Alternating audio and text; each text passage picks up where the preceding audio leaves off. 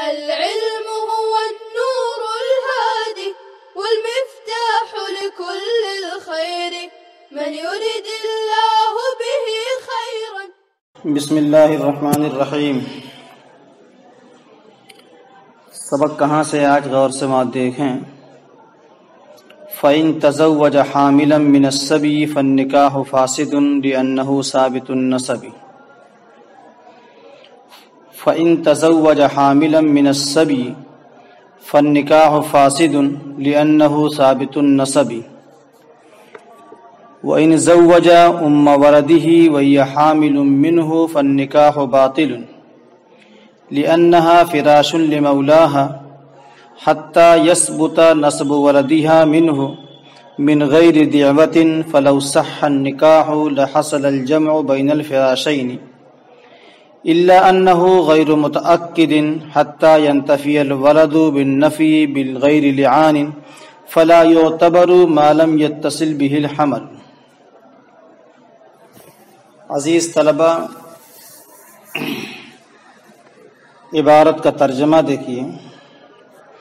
پہلا مسئلہ صاحب ہدایہ نے بتایا، اگر کسی حاملہ سے شادی کیا ہے جو قیدی بنا کر کے لائی گئی ہے دارالحرب سے، تو فَإِن تَزَوَّجَ حَامِلًا، اگر حاملہ سے شادی کیا، ایسی حاملہ جو قیدی ہے، فَالنِّكَاحُ فَاسِدٌ، تو نکاح فاسد ہوگا.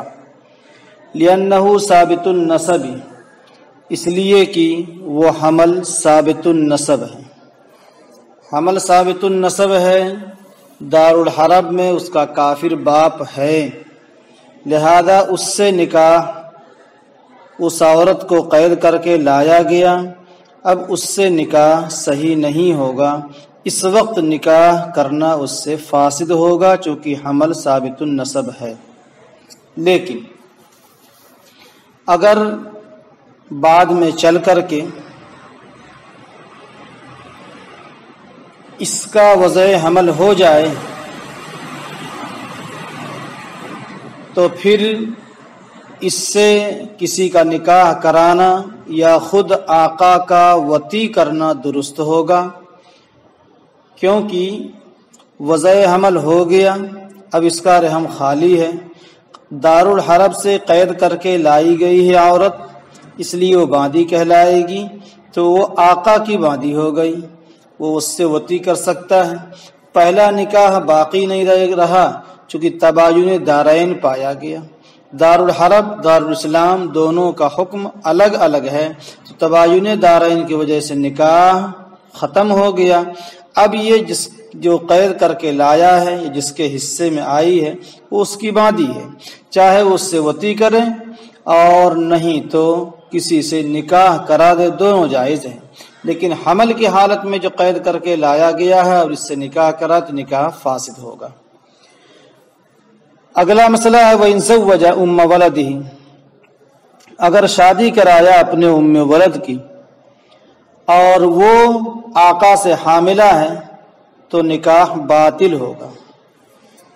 ترجمہ دیکھیے. لِأَنَّهَا فِرَاشٌ لِمَوْلَاهَا، اس لیے کہ یہ باندی اپنے مولا کی فراش ہے، یہاں تک کہ اس کے لڑکے کا نسب ثابت ہوگا آقا سے، من غیر دعوۃ، بغیر دعویٰ کے. فلو صح النکاح، اگر دوسرا نکاح صحیح قرار دے دیا جائے تو جمع بین الفراشین، دو بستروں کے درمیان جمع حاصل ہوگا، اور دو بستروں کو جمع کرنا درست نہیں ہے. الا انہ، مگر یہ کہ یہ مؤکد نہیں ہے، یہ حمل، یہ فراش مؤکد نہیں ہے، یہاں تک کہ لڑکے کی نفی سے نفی ہو جائے گی بغیر لعان کے. اگر وہ کہہ دیتے لڑکا میرا نہیں ہے تو آقا کا نفی کرنا صحیح ہوگا، لعان کی ضرورت نہیں پڑے گی. فلا یعتبر ما لم یتصل به الحمل، پس اعتبار نہیں کیا جائے گا جب تک کہ اس سے حمل متصل نہ ہو. دوسرا مسئلہ، پہلے یہ سمجھیں ام ولد کسے کہتے ہیں. ایک آدمی ہے، اس کی باندی ہے، اس باندی سے آقا نے وطی کیا، وطی کے نتیجے میں اولاد ہوئی، لڑکا ہوا لڑکی ہوئی، آقا نے کہہ دیا ہاں یہ میرے وتی کی وجہ سے لڑکا پیدا ہوا، اب یہ باندی اس کے ام ولد ہو گئی، ایک لڑکا ہو گیا، ام ولد ہو گئی۔ اس آدمی نے ام ولد کی شادی کسی اور سے کرا دیا، دوسرے سے کرا دیا، زوج ام ولدہ، دوسرے سے کرایا، لیکن جب شادی کرایا ہے تو یہ ام ولد آقا سے حاملہ تھی، فالنکاح باطل، تو اسی صورت میں یہ نکاح باطل ہو جائے گا۔ کیوں؟ اس لیے کہ جب یہ حاملہ ہے تو یہ اپنے مولا کی فراش ہے، اپنے مولا سے حاملہ ہوئی، مولا کی فراش ہے۔ اب بادی میں تو بغیر دعوے کے نسب ثابت نہیں ہوتا، لیکن جب یہ بچہ جنے گی تو آقا سے نسب ثابت ہوگا بغیر دعوے کے بھی، حتی یثبت نسب ولدیہ، یہاں تک کہ اس کے لڑکے یعنی بادی ام ولد کے لڑکے کا نسب ثابت ہوگا آقا سے من غیر دعوت، بغیر دعوے کے۔ صاحب ہدایہ کہتے ہیں کہ حاملہ بادی جو ام ولد ہے، اگر اس کا نکاح صحیح مان لیا جائے تو لحصل الجمع بین الفراشین، دو فراشوں کے درمیان جمع لازم آئے گا، اور دو فراشوں کے درمیان جمع کرنا صحیح نہیں ہے، اس لیے نکاح باطل ہوگا۔ یہاں ایک جملہ آپ سمجھیں، نکاح فاسد، نکاح باطل۔ نکاح کے سلسلے میں فاسد اور باطل میں کوئی فرق نہیں ہے، دونوں ایک ہی معنی ہے۔ بے میں نکاح، بے فاسد اور بے باطل دونوں میں فرق ہے، لیکن نکاح میں فاسد اور باطل میں کوئی فرق نہیں ہے، جہاں فاسد کہا وہ بھی باطل، جہاں باطل کہا وہ بھی باطل ہے۔ الا انہ غیر متأکد، یہاں سے ایک اشکال کا جواب دیا جا رہا ہے۔ اشکال یہ ہو رہا ہے جب یہ بادی مولا کی ام ولد ہے اور مولا کی فراش ہے تو ایسی صورت میں حاملہ غیر حاملہ ہونے کی صورت میں بھی نکاح باطل ہونا چاہیے، یعنی حاملہ کی صورت میں نکاح باطل ہے تو غیر حاملہ ہے تو بھی نکاح باطل ہونا چاہیے، کیونکہ اب بھی جمع بین الفراشین لازم آ رہا ہے۔ صاحب ہدایہ اس عبارت سے جواب دے رہے ہیں۔ اشکال سمجھے آپ؟ اشکال یہ ہے جب ام ولد مولا کا فراش ہے، حاملہ ہونے کی صورت میں نکاح باطل ہے تو غیر حاملہ کی صورت میں بھی نکاح باطل ہونا چاہیے۔ جواب یہاں سے دیا جا رہا ہے کہ غیر حاملہ ہونے کی صورت میں نکاح باطل نہیں ہے اور حاملہ کی صورت میں نکاح باطل ہے۔ اس کی وجہ یہ ہے کہ ام ولد مولا کا فراش ہے تو ضرور، لیکن یہ قوی نہیں بلکہ ضعیف ہے، قوی نہیں بلکہ ضعیف ہے۔ جس وقت نکاح ہوا ہے اگر یقین ہے کہ حمل ہے تو باطل ہے، لیکن اگر یقین نہ ہو اور بعد میں لڑکا پیدا ہو جاتا ہے تو ایسی صورت میں اگر مولا نفی کر دیتا ہے کہ یہ میرا نہیں ہے تو اس کا نفی کرنا صحیح ہوگا، اس کو لعان کرنا ضروری نہیں ہے۔ اس لیے جمع بین الفراشین کے لیے حمل کا ہونا ضروری ہے، جس کو صاحب ہدایہ نے تعبیر کیا فلا یعتبر ما لم یتصل به الحمل، جب تک حمل متصل نہ ہو تو فراش کا اعتبار نہیں کیا جائے گا۔ حاصل یہ ہوا اگر بادی حاملہ ہے تو نکاح باطل ہے، اور اگر حاملہ نہیں ہے تو ایسی صورت میں نکاح صحیح ہوگا۔ فراش قوی اور ضعیف، قوی ہوگا جبکہ حمل متصل ہو، اور اگر حمل متصل نہیں ہے تو پھر فراش ضعیف کہلائے گا، اور ضعیف ہونے کی حالت میں نکاح درست ہے۔ اگر وہ کہہ دیتا ہے کہ میرا یہ حمل نہیں ہے تو اس کا نفی کرنا صحیح ہو جائے گا۔ اگلا مسئلہ ہے ومن وطی جاریتہ، اور جس نے اپنی بادی سے وطی کیا، ثم زوجہا، پھر اس کی شادی کرا دیا، جاز النکاح، نکاح جائز ہے۔ بادی سے وطی کر ثم زوجها، پھر اس کی شادی کرا دیا، جاز النکاح، تو نکاح جائز ہے، لأنها ليست بفراش لمولاها، اس لیے کہ یہ اپنے مولا کی فراش نہیں ہے، فإنها لو جاءت بولد، اگر وہ باندی لڑکا جن دیتی ہے، لا يثبت نسبه من غیر دعوت، تو اس کا نسب بغیر دعویٰ کے، مولا کے دعویٰ کے ثابت نہیں ہوگا، الا ان علیہ ان یستبرئها صیانۃ لمائہ، مگر شوہر کے ذمے، مگر یہ کہ مولا کے ذمے ضروری ہوگا کہ اس کا استبراء کر لے، صیانۃ لمائہ، اپنے مولا کے اس کے پانی کو بچانے کے لیے، محفوظ کرنے کے لیے۔ یہاں دوسرا مسئلہ ہے کہ آقا نے اپنے باندی سے وطی کیا، ابھی ام ولد نہیں بنی، صرف وطی کر لیا ہے، پیچھے بتا دیا ام ولد بننے کے لیے ایک لڑکا کا پیدا ہونا ضروری ہے، صرف باندی سے وطی کیا تھا، پھر اس نے دوسرے سے نکاح کر دیا، تو ایسی صورت میں نکاح کرنا جائز ہوگا۔ صاحب ہدایت نے خود علت بیان کر دی ہے کہ یہ اپنے مولا کا فراش نہیں ہے۔ آگے چل کر کے اگر اس باندی نے لڑکا جن دیا تو یثبت نسبہ من غیر دعوت، تو لا یثبت نسبہ، مولا کا نسب باندی لڑکے سے ثابت نہیں ہوگا۔ ہاں اگر وہ دعویٰ کر دیتا ہے کہ ہاں نسب یہ لڑکا میرا ہے، تو پھر دعویٰ صحیح ہوگا، نسب ثابت ہوگا۔ اس کی خاص علامت یہ ہوگی کہ جس وقت سے وطی کیا تھا اس کے 6 مہینے کے اندر بچہ پیدا ہوا تو خود بخود مولا کا ہو جائے گا، اس کے بعد پیدا ہوا ہے، اب دعویٰ اور دلیل دیکھی جائے گی۔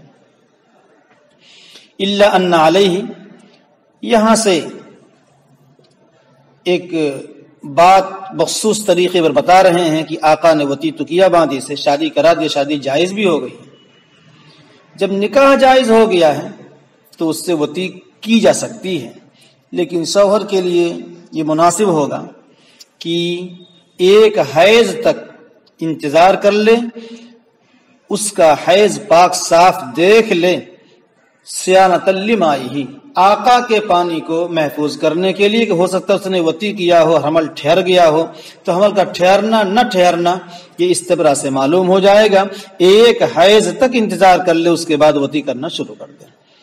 وَإِذَا جَازَ النِّكَاحُ فَلِلزَّوْجِ أَن يَطْأَهَا قَبْلَ الْاِسْتِبْرَاءِ، اوپر سے تعلق ہے اس مسئلے کا، جب آقا نے باندی سے وطی کیا، نکاح کر دیا، نکاح جائز ہو گیا، وَإِذَا جَازَ النِّكَاحُ، اور جب نکاح جائز ہے تو شوہر کے لیے یہ بھی جائز ہے کہ اس سے وطی کر لے قبل الاستبراء، استبراء سے پہلے۔ عند ابی حنیفہ و ابی یوسف، امام شیخین کے نزدیک۔ وقال محمد، امام محمد رحمۃ اللہ علیہ فرماتے ہیں، لا احب له ان يطأها، میں اس کے لیے پسند نہیں کرتا ہوں کہ اس سے وطی کرے قبل ان يستبرأها، اس کے استبراء کرنے سے پہلے، لأنه احتمل الشغل، اس لیے کہ مشغولیت کا احتمال ہے، بماء المولا، مولا کے پانی سے، فوجب التنزہ قبل الشراء، تو تنزہ صفائی واجب ہوگی جیسا کہ خرید و فروخت میں۔ ولہما، اور شیخین کہتے ہیں، ان الحکم بجواز النکاح، نکاح کے جواز کا حکم رحم کے فراغت کی علامت ہے، فلا یؤمر بالاستبراء، تو استبراء کا حکم نہیں دیا جائے گا، لا استحبابا ولا وجوبا، نہ استحبابی طور سے اور نہ وجوبی طور سے، بخلاف الشراء، برخلاف خرید و فروخت کے، بیچنے کے، لأنه يجوز مع الشغل، اس لیے کہ بیچنا جائز ہے رحم کی مشغولی کے ساتھ۔ اوپر والے مسئلے کی ہی تشریح ہے کہ جب باندی جس سے آقا نے وطی کیا تھا اس کا نکاح دوسرے سے کر دیا، جب نکاح جائز ہے تو نکاح جائز ہونے کے نتیجے میں شوہر کے لیے بھی جائز ہوگا کہ اس باندی سے وطی کر لے استبراء سے پہلے۔ یہ شیخین کا مسلک ہے، لیکن امام محمد رحمۃ اللہ علیہ فرماتے ہیں کہ میں پسند نہیں کرتا ہوں کہ اس کے استبراء کرنے سے پہلے اس سے وطی کرے۔ وجہ کیا ہے؟ احتمل الشغل، احتمال ہے مشغولی کا، یعنی رحم مشغول ہو مولا کے نطفے سے، جب احتمال ہے تو تنزہ واجب ہے۔ اس کی ایک مثال دیا ہے امام محمد رحمۃ اللہ علیہ نے شرح میں۔ کسی نے وادی کو بیچا اور دوسرے شخص نے خریدا، جب خرید کر لایا ہے تو خرید کر لانے میں یہ نہیں دیکھا جائے گا وادی حاملہ ہے وتی کرنا شروع کر دو، بلکہ شرعی مسئلہ یہ ہے کہ وادی کا استبرا کرا لیا جائے، ایک حیض کا انتظار کرا لیا جائے، جب ایک حیض مکمل ہو جائے، پاک ہو جائے، صاف ہو جائے تو اس سے وتی کرے۔ تو جیسے یہاں رحم کے مشغولی کا احتمال ہے ویسے وہاں بھی احتمال ہے، یہاں بھی تنزع اور استبرا ضروری ہے، وہاں بھی استبرا ضروری ہے۔ امام شیخین کہتے ہیں کہ بھائی نکاح کا جائز ہونا، یعنی نکاح جائز ہے، یہ خود ہی علامت ہے کہ رحم فارغ ہے۔ اگر رحم فارغ نہ ہوتا تو ایسی صورت میں نکاح جائز ہی نہیں ہوتا۔ تو جب نکاح جائز گویا کہ رحم خالی ہے، ایسی صورت میں شوہر کو مزید انتظار کی مشقت نہیں ڈالی جائے گی۔ فلا یؤمر بالاستبراء، استبراء کا حکم نہیں دیا جائے گا، لا استحبابا ولا وجوبا، نہ استحبابی طور سے اور نہ وجوبی طور سے۔ اور جو آپ نے کہا شرع کے سلسلے میں وادی کو بیچنا، نکاح وادی کا اگر حاملہ ہو تو ناجائز ہے اور نہ حاملہ تو جائز ہے، لیکن وادی کو بیچنا حاملہ ہو تو بھی جائز ہے اور نہ حاملہ ہو تو بھی جائز ہے۔ اس لیے اس مسئلے کو اس مسئلے پر قیاس نہیں کیا جا سکتا ہے، اسی لیے کہہ رہے ہیں لأنه يجوز مع الشغل، شرع خرید و فروخت جائز ہے حمل کی مشغولی کے ساتھ میں بھی۔ وقضا، اور اسی طریقے سے جب کسی عورت کو دیکھا کہ وہ زنا کرا رہی ہے، فتزوجها، اس نے شادی کر لیا، حل له، تو شوہر کے لیے جائز ہے کہ اس سے وطی کر لے، قبل ان يستبرأها، اس کا استبرا کرنے سے پہلے عندہما، امام شیخین رحمہم اللہ کے نزدیک، وقال محمد لا احب له ان يطأها ما لم يستبرأها، امام محمد رحمۃ اللہ علیہ فرماتے ہیں کہ میں اس کے لیے پسند نہیں کرتا ہوں کہ اس سے وطی کرے جب تک اس سے استبرا نہ کر لے۔ والمعنی ماذا کرنا، دلیل وہی ہے جس کو ہم نے ذکر کر دیا ہے، دعویٰ تو آپ سمجھ گئے۔ امام محمد رحمۃ اللہ علیہ فرماتے استبرا کرنا چاہیے، امام شیخین فرماتے ہیں استبرا کرنے کی ضرورت نہیں ہے۔ امام شیخین کا کہنا یہ ہے کہ بھائی رحم فارغ ہے تبھی تو نکاح صحیح ہوا ہے، جب نکاح صحیح ہو گیا نکاح وطی کے معنی میں ہے، لہذا وطی کرنا صحیح ہے۔ اور امام محمد رحمۃ اللہ علیہ فرماتے ہیں احتمال ہے کہ رحم مشغول ہو، اور رحم مشغول ہونے کے ساتھ ساتھ وطی کرنا درست نہیں ہے، اس لیے مناسب ہے کہ رحم کو فارغ کرا لے، اور فارغ کرانے میں استبرا سے معلوم ہو جائے گا، ایک حیض کا انتظار کر لے، حیض آ جائے تو پھر اس سے وطی کرنا شروع کر دے۔ وَنِكَاحُ الْمُتْعَةِ بَاطِلٌ وَهُوَ أَنْ يَقُولَ لِامْرَأَةٍ أَتَمَتَّعُ بِكِ كَذَا مُدَّةً بِكَذَا مِنَ الْمَالِ، وقال مالك هو جائز لأنه كان مباحا فيبقى إلى أن يظهر ناسخة، قلنا ثبت النسخ بإجماع الصحابة، وابن عباس رضي الله تعالى عنه صح رجوعه إلى قولهم فتقرر الاجماع۔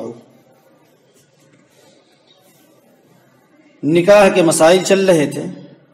نکاح کی ایک تعریف یہ بھی آتی ہے، نکاح کی ایک قسم نکاح متعہ، اور آگے ہے نکاح مؤقت۔ نکاح متعہ باطل ہے۔ نکاح متعہ کی تعریف کیا ہے؟ صاحب ہدایہ خود کہہ رہے ہیں مرد کسی عورت سے کہے اتمتع بکی کذا مدتن، میں تجھ سے فائدہ اٹھاؤں گا اتنی مدت تک، بکذا من المالی، اتنے مال کے بدلے میں۔ نکاح متعہ باطل ہے۔ اس کی شکل کیا ہے؟ کسی عورت سے یہ کہہ دے کہ میں تم سے فائدہ اٹھاؤں گا اتنی مدت تک، اتنے مال کے بدلے میں، یعنی 2 مہینے تک 2000 کے بدلے میں۔ وقال مالک، امام مالک رحمۃ اللہ علیہ کا مسلک صاحب ہدایہ نقل کر رہے ہیں، وہ جائز، وہ جائز ہے، لأنه كان مباحا، اس لیے کہ مباح تھا، فیبقى، تو باقی رہے گا، یہاں تک کہ کوئی ناسخ ظاہر ہو جائے۔ ہم کہیں گے ثبت النسخ، نسخ ثابت ہو گیا ہے اجماع صحابہ کی وجہ سے۔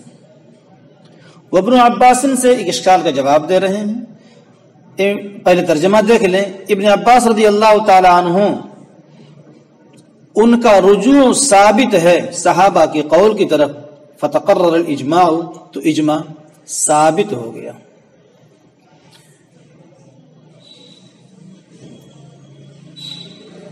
یہاں امام مالک رحمۃ اللہ علیہ کی طرف منسوب کر کے کہا گیا ان کے ہاں متعہ صحیح ہے، اور جمہور علماء کا مسلک ہے کہ متعہ صحیح نہیں ہے۔ امام مالک رحمۃ اللہ نے فرمایا متعہ حلال تھا، جب تک کوئی ناسخ نہ مل جائے ہم اس کو جائز کہیں گے۔ ہم نے کہا ناسخ مل گیا ہے، ثبت النسخ، نسخ ثابت ہوگی، اجماع کا صحابہ ہو چکا ہے۔ وہ ابن عباس سے ایک اشکال کا جواب ہے کہ ابن عباس رضی اللہ تعالی عنہما بعد تک متعہ کے جواز کے قائل تھے، لیکن صاحب ہدایہ کہتے ہیں کہ انہوں نے بھی صحابہ کے قول کی طرف رجوع کر لیا ہے، اس لیے اجماع ثابت ہو چکا ہے۔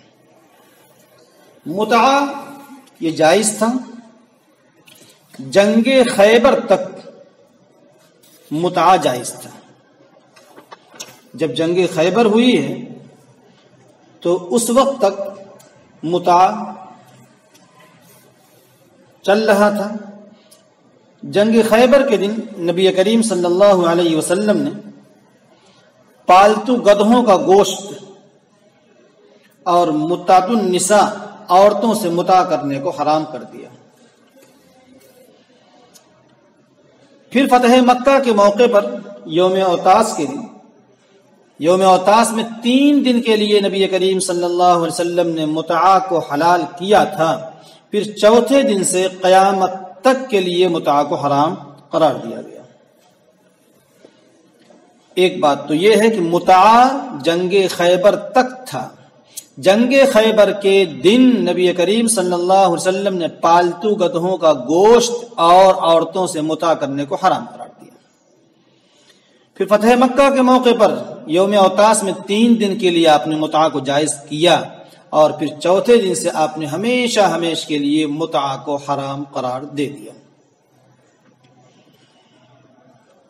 دوسرے جو ابن عباس رضی اللہ تعالیٰ عنہ کی بات ہے کہ ابن عباس رضی اللہ تعالیٰ عنہ متعہ کے جواز کے قائل تھے، وہ بات صحیح ہے، لیکن جنگ خیبر کے بعد ایک مرتبہ حضرت علی رضی اللہ تعالیٰ عنہ نے ابن عباس رضی اللہ تعالیٰ عنہ سے کہا کہ آپ کو معلوم نہیں ہے کہ نبی کریم صلی اللہ علیہ وسلم نے خیبر کے دن متعہ کو حرام کر دیا تھا؟ ابن عباس رضی اللہ تعالیٰ عنہ نے سن کر اپنے قول سے رجوع کیا اور پھر صحابہ کے قول پر متفق ہو گئے۔ یہاں ایک خاص بات جو نقل کر دینا مناسب لگتا ہے، صاحب ہدایہ نے امام مالک رحمۃ اللہ علیہ کے مذہب کو نقل کرنے میں کچھ غلطی، کچھ سہو کیا گیا، کیونکہ مالکیہ کی کسی کتاب میں بھی جواز متعہ کے جائز ہونے کو بیان نہیں کیا گیا۔ اور اسی کے ساتھ ساتھ حضرت علی رضی اللہ تعالیٰ عنہ کی ایک حدیث نقل کی گئی ہے جس کو امام مالک رحمۃ اللہ علیہ نے اپنے موطا میں نقل کیا ہے کہ ان رسول اللہ صلی اللہ علیہ وسلم نہا عن متعۃ النساء وعن لحوم الحمر الاہلیۃ من خیبر، کہ نبی کریم صلی اللہ علیہ وسلم نے عورتوں سے متعہ کرنے کو اور پالتو گدھوں کے گوشت کو خیبر سے منع کیا گیا۔ یہ عینی کتاب ہے، ہدایہ کی شرح ہے، اس میں حدیث منقول ہے۔ امام مالک رحمۃ اللہ علیہ کی خود عادت یہ رہی ہے کہ وہ اپنی موطا میں انہی حدیثوں کو نقل کرتے ہیں جو ان کا مذہب ہوتی ہے۔ تو اس سے معلوم ہوتا ہے کہ امام مالک رحمۃ اللہ علیہ بھی متعہ کے حلت کے قائل نہیں ہیں، ممکن ہے صاحب کتاب سے کچھ سہو ہو گیا ہو۔ السلام عليكم، لا تنسوا الاعجاب بالفيديو والاشتراك في القناة تشجيعا لنا لنستمر بنشر المزيد إن شاء الله.